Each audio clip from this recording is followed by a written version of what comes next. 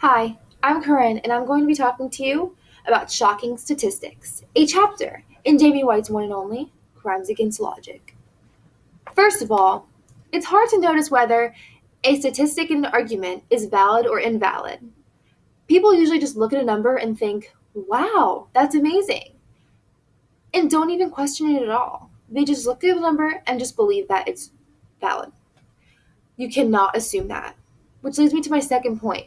How can you spot these wrong numbers in someone's argument? Well, think about who they surveyed to get to that number and who were the subjects and realize that it may not be a representative sample of all of society. You have to realize that certain people are attracted to certain surveys. Therefore, the result cannot represent society as a whole. It cannot represent everyone. Not everyone contributed to that survey. An example of a false statistic is some people counted the number of gays in America. Some researchers have different definitions of gay people. Is it those who are bisexual? Do they count those who are only self identifying as gay? It could be different. It's very inconsistent. Which leads me to my third point, how to avoid putting these misleading numbers in your argument. You don't want to have a misleading number in your argument.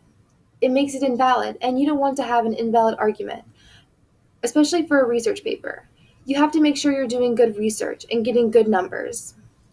How to avoid putting them in your argument? Well, common sense. If you look at a number and it's too big or too small, and you're very, very, very shocked, make sure you look into that.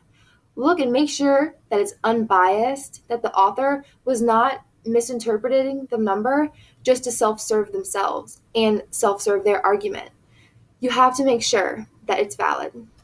And lastly, Jamie White said,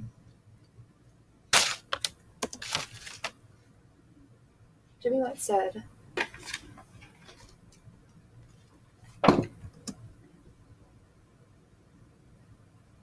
everyone loves being shocked by a good statistic, but make sure you're always looking into that statistic and the further information to make sure that it's correct. Because usually people, once they're shocked and realize it's bogus, then the fun's over. But maybe it's better for the fun to be over because you don't want to have an invalid argument. It ruins everything. Well, thanks.